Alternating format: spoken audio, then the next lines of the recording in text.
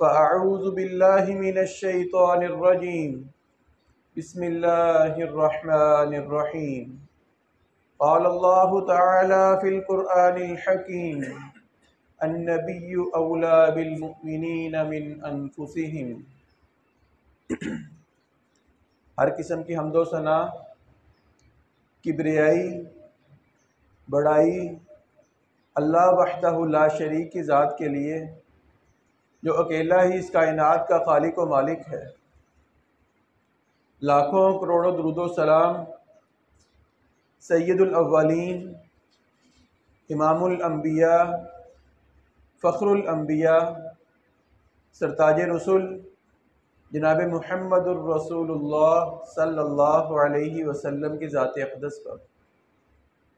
احباب ذی وقار، محبت ایک پاکیزہ لفظ ہے جو صحیح دل کے میلان کا معنی ہے۔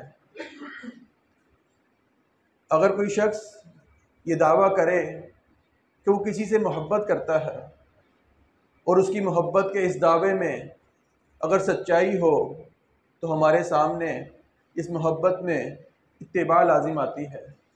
انسان اپنے محبوب کی اتباع کرتا ہے، اس کی بات مانتا ہے، حتیٰ کہ اس کے ہر اشارے پر اپنے آپ کو اس کے سپرد کرتا ہے۔ اگر ایک شخص یہ دعویٰ کرے کہ میں اپنی والدہ سے محبت کرتا ہوں، لیکن اس کی دوسری طرف وہی شخص اپنی بیمار ماں کا حال بھی نہ پوچھے، اس کی ضروریات کا خیال بھی نہ رکھے، صرف اس کی محبت زبان کی حد تک ہو، تو ہم اس محبت کو محبت نہیں کہتے۔ محبت اپنے محبوب سے کچھ تقاضے کرتی ہے، اگر ان تقاضوں کو پورا کیا جائے پھر ہی اس کو محبت کہہ سکتے ہیں۔ بعینی ہی آج کا مسلمان آقا علیہ الصلوۃ والسلام سے محبت کا دعویٰ کرتا ہے، یہ بات کہتا نظر آتا ہے کہ دنیا میں مجھے محبت ہے تو سب سے زیادہ آقا علیہ الصلوۃ والسلام سے ہے، لیکن اللہ رب العزت نے اس محبت کو ثابت کرنے کے لیے، ایمان کو چیک کرنے کے لیے، ہماری محبت کا امتحان لینے کے لیے کچھ تقاضے بھی بیان فرمائے ہیں۔ آج کے خطبہ جمعہ میں ہم ان تقاضوں کا ذکر کریں گے کہ جو محبت آقا علیہ الصلوۃ والسلام سے ہماری زبان کے ساتھ ہے، کیا وہ محبت ہماری اعمال کے ساتھ بھی ہے؟ اگر تو میری محبت آقا علیہ الصلوۃ والسلام سے زبان کے ساتھ ساتھ آپ کی اطاعت کے ساتھ بھی ہے تو یہ محبت اللہ رب العزت کو قابل قبول ہے۔ لیکن اگر برعکس میرا اور آپ کا دعویٰ زبان سے تو یہ ہے کہ آقا علیہ الصلوۃ والسلام سے بڑھ کر میں کسی سے محبت نہیں کرتا، لیکن دوسری طرف اگر ہم اپنے اعمال کی طرف روشنی ڈالیں تو ہم آقا علیہ الصلوۃ والسلام کی اطاعت کرتے نظر نہ آئیں۔ ایک شخص آقا علیہ الصلوۃ والسلام سے محبت کا دعویٰ کرے، 5 وقت کی نماز بھی نہ پڑھے، محبت کا دعویٰ کرے، زکوٰۃ دینے کی باری آئے زکوٰۃ بھی ادا نہ کرے، جھوٹ کو بھی اپنی زندگی سے نہ ترک کرے۔ آقا علیہ الصلوۃ والسلام نے جو دنیا میں رہنے کے طریقے بیان فرمائے، اگر اس کے مطابق عمل نہ کرے تو اللہ کو ایسی محبت نہیں قابل قبول۔ احباب ذی وقار، اصل محبت تو صحابہ کرام رضوان اللہ علیہم اجمعین نے کر کے دکھلائی۔ سیدنا عبداللہ بن حشام رضی اللہ تعالی عنہ بیان کرتے ہیں، ہم ایک دفعہ سفر میں تھے، آقا علیہ الصلوۃ والسلام بھی ہمارے ساتھ ہیں۔ آقا علیہ الصلوۃ والسلام نے سیدنا عمر کا ہاتھ تھاما ہوا ہے۔ سیدنا عمر نے دیکھا، کہا یا رسول اللہ صلی اللہ علیہ وسلم لأنت احب الی من کل شیء الا من نفسی، اے آقا آپ کی ذات میرے لیے ہر چیز سے بڑھ کر ہے، ہر چیز سے زیادہ محبت میں آپ سے کرتا ہوں سوائے اپنی جان کے، مجھے اپنی جان بہت پیاری ہے۔ آقا علیہ الصلوۃ والسلام نے فرمایا لا واللہ، اے عمر ایسا ایمان اللہ کو قابل قبول نہیں۔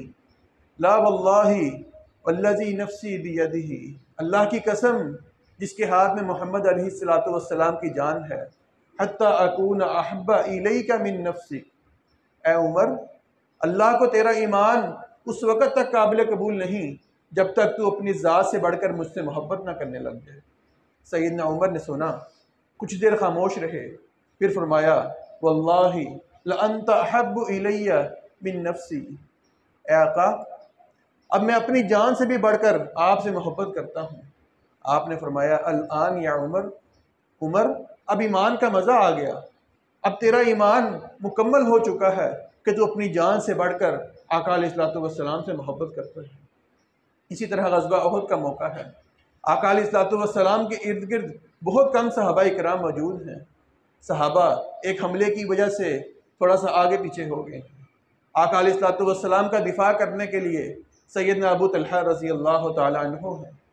آپ کے سامنے کھڑے آپ کا دفاع کر رہے ہیں۔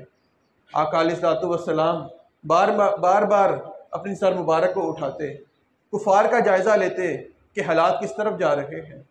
سیدنا ابو طلحہ نے دیکھا، کہا یا نبی اللہ، اے اللہ کے نبی، بی ابی و انت امی، اللہ کے نبی میرے ماں باپ آپ پر قربان، لا تشرف، آپ اپنا ساتھ مبارک نہ اٹھائیے، لا یصب کا سہم من سہام القوم، اے آقا کیا پتہ آپ اپنا سر مبارک اوپر کریں، وہاں سے کوئی کافروں کی طرف سے تیر آئے، وہ تیر آپ کے لگ جائے، ہمیں یہ بات گوارا نہیں۔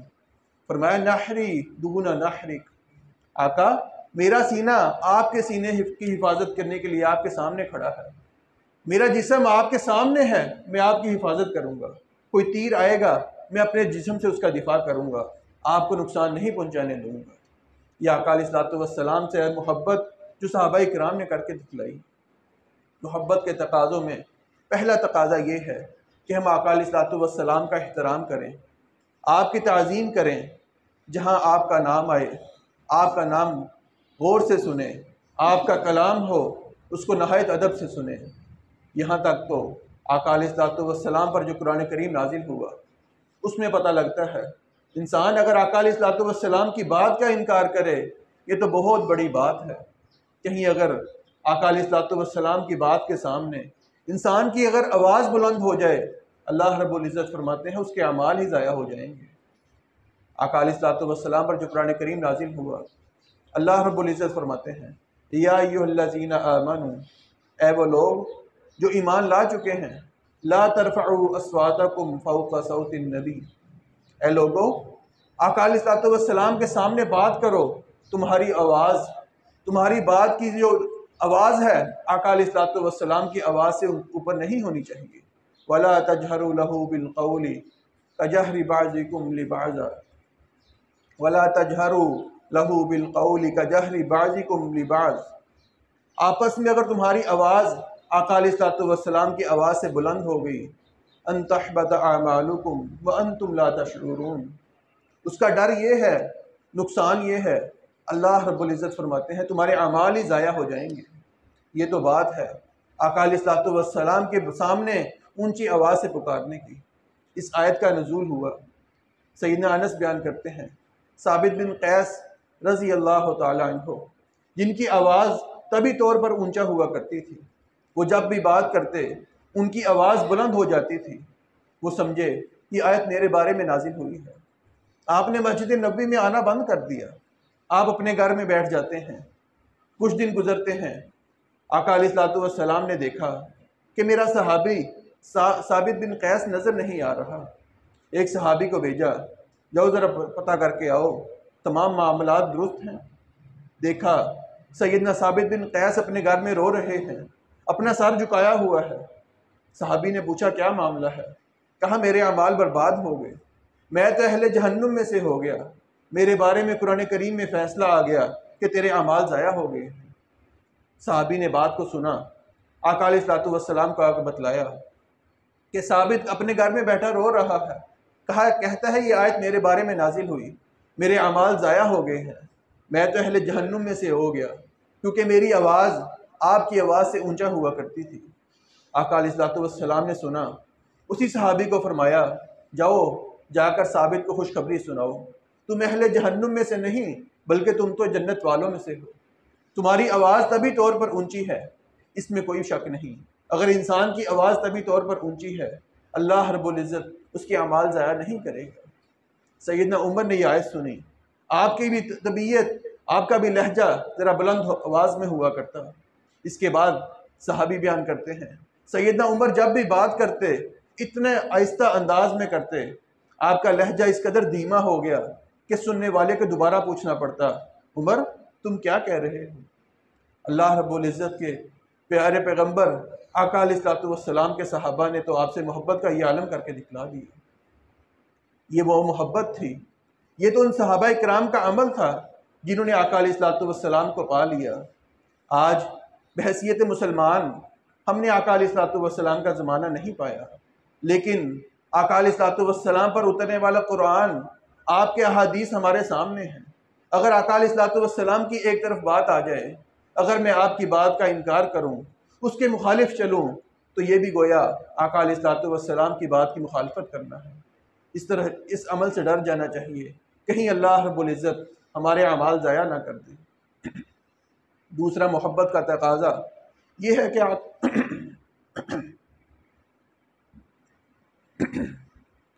آقا علیہ الصلوۃ والسلام سے محبت کا دوسرا تقاضا یہ ہے کہ آقا علیہ الصلوۃ والسلام کی اطاعت کی جائے، صرف زبان کی حد تک نہیں بلکہ اعمال کے ذریعے، کیونکہ اطاعت ہی وہ معیار ہے جو اللہ رب العزت نے اس قدر بنا دیا کہ اگر انسان اللہ کی اطاعت کرتا ہے، آقا علیہ الصلوۃ والسلام کی اطاعت کرتا ہے، اللہ رب العزت اس شخص کو دنیا میں بہت انعامات سے نوازتے ہیں۔ آقا علیہ الصلوۃ والسلام پر جو قرآن کریم نازل ہوا، اس میں اللہ رب العزت نے فرمایا، قُلْ إِن كُنتُمْ تُحِبُّونَ اللَّهَ فَاتَّبِعُونِي، اے محمد صلی اللہ علیہ وسلم آپ لوگوں کو بتلا دیجئے اگر یہ بات کرتے ہو کہ تم اللہ سے محبت کرتے ہو، تم چاہتے ہو اللہ تم سے محبت کرے، فَاتَّبِعُونِی، لوگوں کو کہو میری پیروی کریں۔ اللہ رب العزت کی اطاعت چاہتے ہو، اللہ سے محبت چاہتے ہو، آقا علیہ الصلوۃ والسلام کی پیروی کرو۔ اللہ رب العزت نے فرمایا، یحببکم اللہ، اللہ بھی تم سے محبت کرے گا، وَيَغْفِرْ لَكُمْ ذُنُوبَكُمْ، اور اللہ رب العزت انسان کے تمام گناہوں کو معاف فرما دے گا۔ یہ اطاعت اس قدر ضروری ہے کہ آقا علیہ الصلوۃ والسلام نے فرمایا، کل امتی یدخلون الجنہ، میری ساری کی ساری امت جنت میں جائے گی، الا من ابا، مگر وہ شخص، وہ بد نصیب شخص جو جنت میں جانے سے انکار کر دے۔ صحابہ نے پوچھا، اللہ کے رسول کیا کوئی ایسا شخص بھی ہے جو جنت میں جانے سے انکار کر دے؟ فرمایا، من اطاعنی دخل الجنہ، جس شخص نے دنیا میں رہتے ہوئے میرے محمد صلی اللہ علیہ وسلم پر ایمان لایا، میری اطاعت کی، دخل الجنہ، وہ شخص جنت میں جائے گا۔ ومن عصانی فقد ابا، جس شخص نے آقا علیہ الصلوۃ والسلام کی نافرمانی کی، فرمایا گویا اس نے جنت میں جانے سے خود انکار کر دیا۔ آقا علیہ الصلوۃ والسلام کی اطاعت کرنا اس قدر ضروری کہ جنت میں جانے کے لیے صرف ایک چیز چاہیے، وہ آقا علیہ الصلوۃ والسلام کی اطاعت ہے۔ آج میرے اور آپ کے سامنے آقا علیہ الصلوۃ والسلام کے فرامین آتے ہیں، کہیں مسجد میں بیان ہوتا ہے، انسان کو چاہیے آقا علیہ الصلوۃ والسلام کی سنت پر عمل کرے، انسان اپنی داڑھی کو چھوڑ دے، داڑھی نہ کٹوائے۔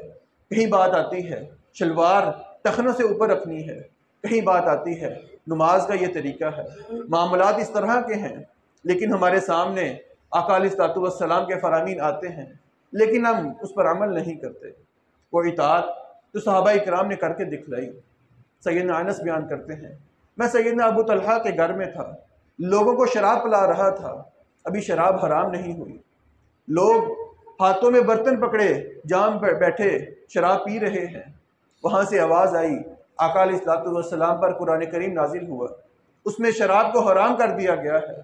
فوراً تمام صحابہ کرام نے شراب اپنے منہ کے لیے بجائے نیچے پھینک دی، برتن توڑ دیے، حتیٰ کہ سیدنا انس بیان کرتے ہیں مدینہ کی گلیوں میں شراب بہنے لگی۔ یہ اطاعت کہ صرف ایک بات کان میں پڑی کہ شراب حرام ہو گئی، اتنا بھی نہیں سوچا چلو تھوڑے سے گھونٹ ہیں اس کو پی لوں۔ یہ بات ذہن میں آ گئی کہ اگر میں نے نافرمانی کی، آپ کا حکم ملنے کے باوجود میں نے عمل نہ کیا، کہیں میرے اعمال ضائع نہ ہو جائیں، وہاں شراب کو پھینک دیا، شراب پینے سے انکار کر دیا۔ حتیٰ کہ ایک مرتبہ ایک صحابی آقا علیہ الصلوۃ والسلام کی مجلس میں بیٹھے ہیں، صحابہ نے دیکھا آقا علیہ الصلوۃ والسلام نے اس شخص کے ہاتھ میں انگوٹھی دیکھی، لیکن وہ انگوٹھی سونے کی انگوٹھی تھی۔ آج ہمارے ہاں بھی شادیوں کا رواج ہے کہ دلہے کو سونے کی انگوٹھی پہنائی جاتی ہے، ہم یہ سوچ کر پہن لیتے ہیں ہاں سونا مرد پر حرام ہے، لیکن کچھ وقت کے لیے پہننا ہے، پھر کیا ہوا؟ آقا علیہ الصلوۃ والسلام نے اپنے صحابی کے ہاتھ میں دیکھا سونے کی انگوٹھی ہے، آپ نے ناراضگی کا اظہار کیا، صحابی کا ہاتھ پکڑا، انگوٹھی اتار کر پھینک دیتے ہیں۔ مجلس برخاست ہوئی، آقا علیہ الصلوۃ والسلام گھر تشریف لے گئے۔ صحابہ نے اس صحابی کو کہا، اے صحابی، اے ہمارے دوست، اس انگوٹھی کو اٹھا لو، آقا علیہ الصلوۃ والسلام نے مردوں پہ پہننا حرام کیا ہے، تم اس کو فروخت کر سکتے ہو، اپنے گھر والوں کے لیے استعمال کر سکتے ہو۔ کہا اللہ کی قسم، جس چیز کو آقا علیہ الصلوۃ والسلام نے غصے سے دیکھا، میرے ہاتھ سے اتار کے پھینک دیا، آج کے بعد میری جان جا سکتی ہے، میں اس انگوٹھی کو نہیں اٹھاؤں گا۔ اس انگوٹھی کو اٹھانے سے انکار کر دیا۔ یہ آقا علیہ الصلوۃ والسلام کی اطاعت جو صحابہ کرام نے کر کے دکھلائی۔ محبت کا تیسرا تقاضا یہ ہے کہ آقا علیہ الصلوۃ والسلام کی سنتوں پر عمل کیا جائے۔ آج وہ دور بہت تیزی سے آ رہا ہے کہ جہاں آقا علیہ الصلوۃ والسلام کی سنتوں کو فراموش کیا جا رہا ہے۔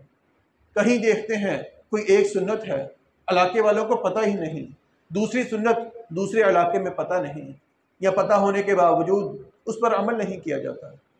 بحیثیت مسلمان اگر میں آقا علیہ الصلوۃ والسلام سے محبت کرتا ہوں، میرے اوپر لازم ہے کہ آپ کی سنت سے محبت کروں، آپ کے عمل سے محبت کروں، آپ کی سنت پر خود بھی عمل کروں، لوگوں کو بھی اس کی تعلیم دوں، اور آقا علیہ الصلوۃ والسلام کی سنت کی تعلیم دے کر آقا علیہ الصلوۃ والسلام کی مدد کروں۔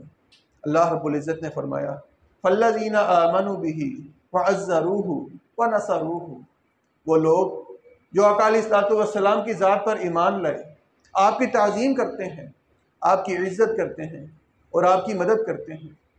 مفسرین لکھتے ہیں اس مدد سے مراد یہ مدد بھی ہے کہ انسان آقا علیہ الصلوۃ والسلام کے فرامین کو سنے اور ان لوگوں تک پہنچائے جن تک اس کی تعلیم نہیں گئی۔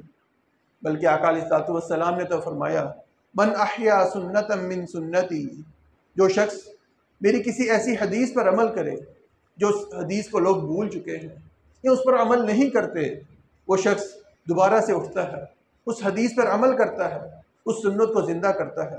فرمایا فعمل بها الناس، لوگوں کو اس کا علم نہیں تھا، اس کے کہنے پر، اس کی ترغیب دلانے پر لوگ بھی اس پہ عمل کرتے ہیں۔ کان لہ مثل اجر من عمل بها، جو شخص بھی قیامت تک اس حدیث پر عمل کرے گا اس شخص کو ثواب پہنچے گا، اور فرمایا اس کے عمل سے کوئی حصہ بھی کم نہیں کیا جائے گا۔ آج ہمارے معاشرے میں دیکھا جاتا ہے آقا علیہ الصلوۃ والسلام کی سنت تھی اور آپ کا معمول تھا، آپ نے فرمایا مغرب کی اذان کے بعد فرض نماز سے پہلے 2 رکعت ادا کرو، آپ نے تاکیداً فرمایا 2 رکعت ادا کرو، لیکن اکثر مساجد میں اس پر عمل نہیں کیا جاتا۔ آقا علیہ الصلوۃ والسلام کی سنت کو زندہ کیجیے۔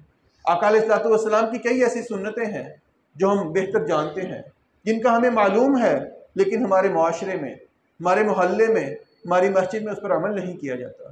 آپ دیکھیں جس سنت کے بارے میں آپ کو اندیشہ ہو کہ لوگ اس کو بھول چکے ہیں، آپ قدم اٹھائیے، آپ حوصلہ کریں، ہمت کریں، اچھے انداز سے اس کی تبلیغ کریں۔ اللہ رب العزت اس کا اجر اس وقت تک آپ کے نامہ اعمال میں ڈالے گا جب تک لوگ اس پر عمل کریں گے۔ آقا علیہ الصلوۃ والسلام سے محبت کا چوتھا تقاضا یہ ہے کہ آقا علیہ الصلوۃ والسلام پر درود و سلام بھیجا جائے۔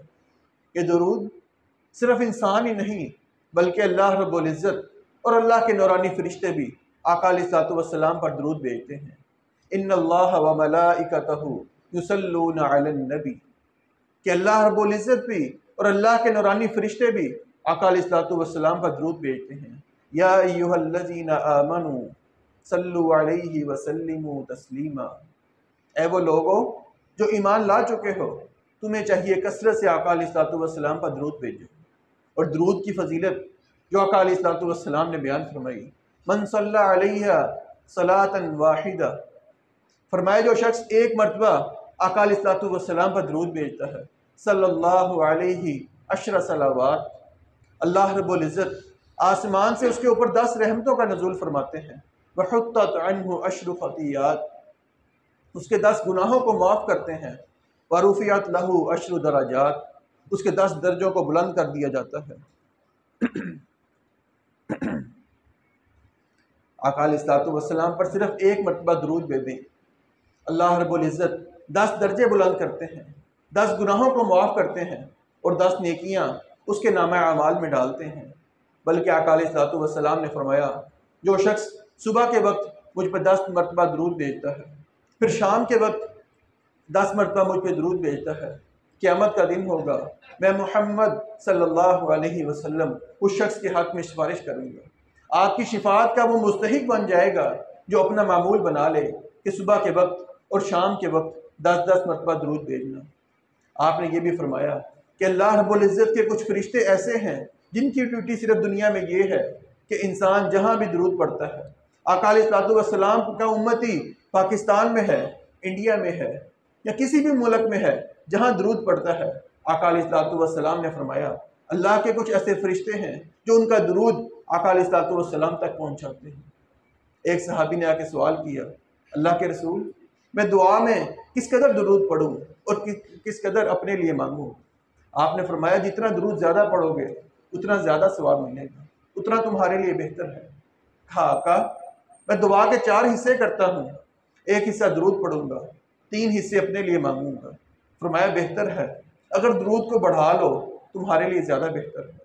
وہ شخص بیان کرتے ہیں میں نے آقا کو کہا آقا میں آدھا حصہ نماز دعا میں آپ پر درود بھیجوں گا، آدھا حصہ اپنے لیے دعا کو خاص کرتا ہوں۔ فرمایا اس کو بڑھا لو تمہارے لیے اور بہتر ہے۔ حتیٰ کہ صحابی نے کہا آقا میں پوری دعا میں صرف آپ پر درود بھیجوں گا اور اس کے علاوہ کوئی کام نہیں کروں گا، کوئی اپنے لیے خاص دعا نہیں کروں گا۔ فرمایا اے میرے صحابی خوش ہو جا، اگر تو یہ عمل کر لے کہ اپنی پوری دعا میں مجھ پر درود بھیجنے لگ جائے تو سن لے اللہ کی طرف سے تیری ساری پریشانیوں کو دور کر دیا جائے گا، تیرے گناہوں کو معاف کر دیا جائے گا۔ قیامت کے دن یہ دنیا میں رہتے ہوئے تجھے کبھی پریشانی کا سامنا نہیں کرنا پڑے گا۔ یہ درود آقا علیہ الصلوۃ والسلام پر بھیجنا اس کو معمولی نہ سمجھیے۔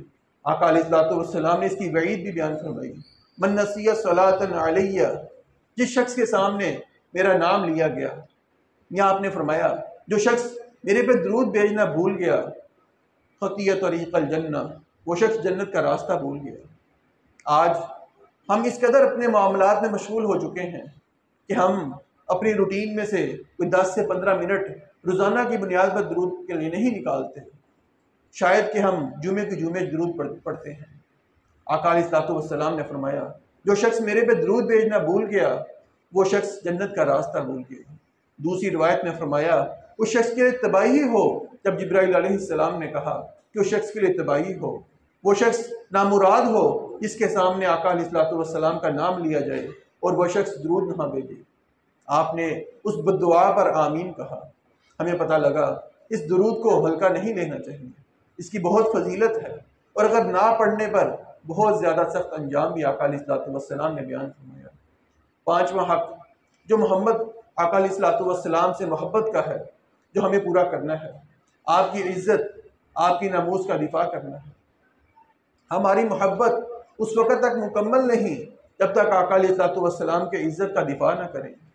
آج ہم دیکھتے ہیں سوشل میڈیا کا دور ہے، کبھی آقا علیہ الصلوۃ والسلام کی توہین کی جاتی ہے، کہیں صحابہ اکرام کی توہین کی جاتی ہے، کہیں ازواج امہات جو آقا علیہ الصلوۃ والسلام کی بیویاں ہیں ان کی توہین کی جاتی ہے۔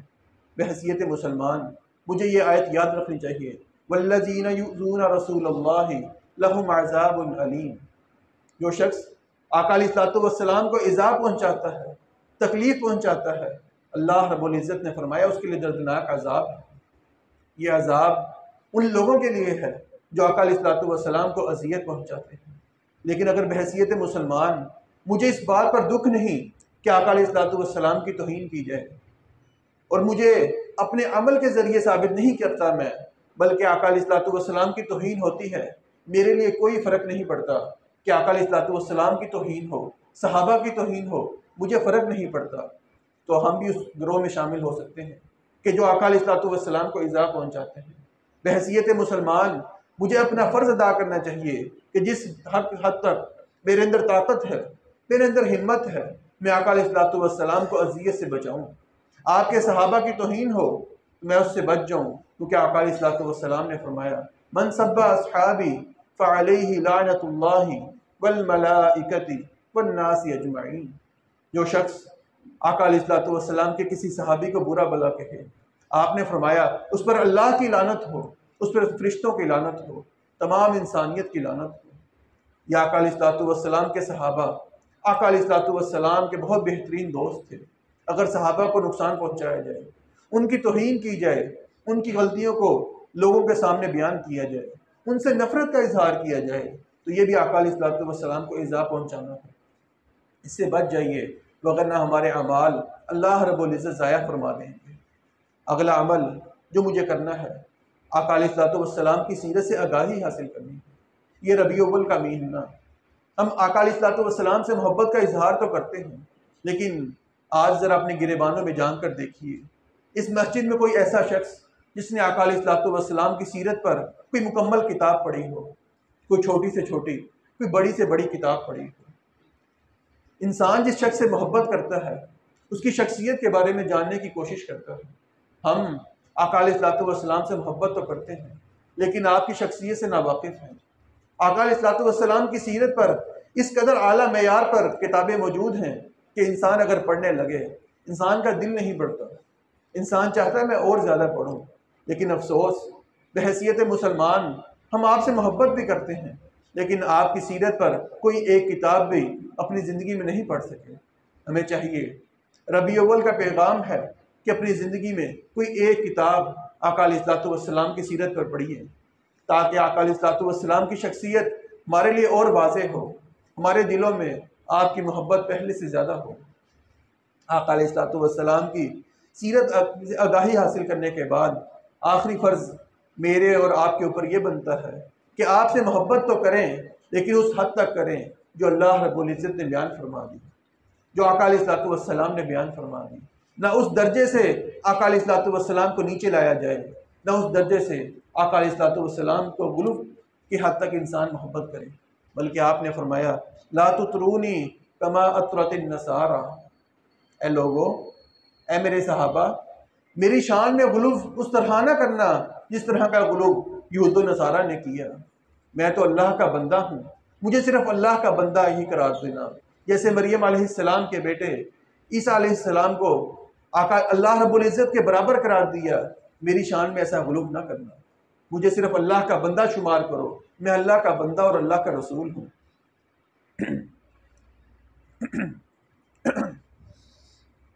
بلکہ صحیح بخاری میں روایت ہے، آقا علیہ الصلوۃ والسلام ایک مجلس میں تشریف فرما ہے، وہاں ایک بچی آپ کی شان میں گیت گا رہی ہے۔ وہ گیت پڑھتے پڑھتے یہ شعر پڑھنے لگی، فینا نبی یعلم ما فی غد، اے لوگو، ہمارے درمیان ایسے نبی موجود ہیں جو کل کی بات کو جانتے ہیں، جو غیب کا علم رکھتے ہیں، جو آنے والی بات کی خبر دیتے ہیں۔ آقا علیہ الصلوۃ والسلام نے فوراً روک دیا، کہا بچی، جو بات کہی ہے یہ بات دوبارہ نہیں کہنی، اس بات کو چھوڑ دو، جو باقی اشعار پڑھے تھے اسی کو جاری رکھو۔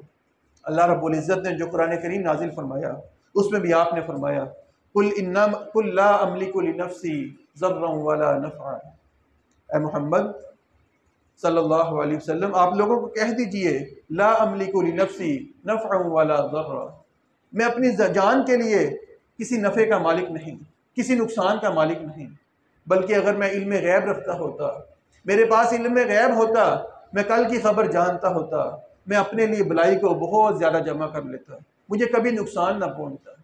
آقا علیہ الصلوۃ والسلام جو اس بات کا اقرار کر رہے ہیں کہ میں کسی کے لیے کیا اپنے لیے نفع یا نقصان کا مالک نہیں ہوں، مجھے علم غیب نہیں ہے، پھر انسان یہ دعویٰ کرے کہ آقا علیہ الصلوۃ والسلام کی سیرت میں آپ کا یہ مقام آپ کے اس حد سے بلند کر دے، غلو کرتے ہوئے یہ بات کہے کہ آقا علیہ الصلوۃ والسلام غیب کی خبریں رکھتے ہیں، آپ تو نفع نقصان کے مالک ہیں، انسان مدد کے لیے پکارے تو یا رسول اللہ مدد کہہ کے پکارے۔ یہ عقیدہ آقا علیہ الصلوۃ والسلام نے لوگوں کو نہیں دیا۔ آقا علیہ الصلوۃ والسلام کے صحابہ جن پر طرح طرح کی تکالیف آئی، آپ نے وہ خود ایک زہر والا کھانا کھا لیا جو ایک یہودیہ نے آپ کی دعوت دی۔ ایک صحابی نے وہ کھانا کھایا، وہ شہید ہو جاتے ہیں اس زہر کی وجہ سے۔ آپ نے اپنے آخری ایام میں فرمایا، اے عائشہ، اس زہر کا کھانا جو یہودیہ نے کھلایا تھا، اس زہر کا اثر میں ابھی بھی محسوس کر رہا ہوں۔ انسان اگر یہ تصور کرے کہ آقا علیہ الصلوۃ والسلام کا علم غیب تھا، تو ذرا سوچئے کہ آپ کو یہ معلوم تھا اس کھانے کے اندر زہر ہے، پھر بھی آپ نے وہ کھانا کھا لیا؟ کیا آقا علیہ الصلوۃ والسلام کو معلوم تھا کہ زہر والا کھانا ہے؟ ایک صحابی شہید ہو جاتے ہیں۔ ایک مرتبہ ایک لوگوں کی جماعت آئی، انہوں نے کہا ہمیں کچھ قراء کرام بھیجیے، کچھ علماء بھیجیے، ہماری مجلس میں، ہمارے علاقے میں دین کا کام کرنا ہے۔ آپ نے 70 قراء کی جماعت کو بھیجا، راستے میں 70 کے 70 شہید کر دیے جاتے ہیں۔ کیا معلوم تھا آپ کو؟ اگر انسان یہ عقیدہ رکھے کہ آپ کل کی خبر جانتے ہیں، آپ کو غیب کا علم ہے، تو نعوذ باللہ وہ 70 شہداء آقا علیہ الصلوۃ والسلام نے جان بوجھ کر کروائے۔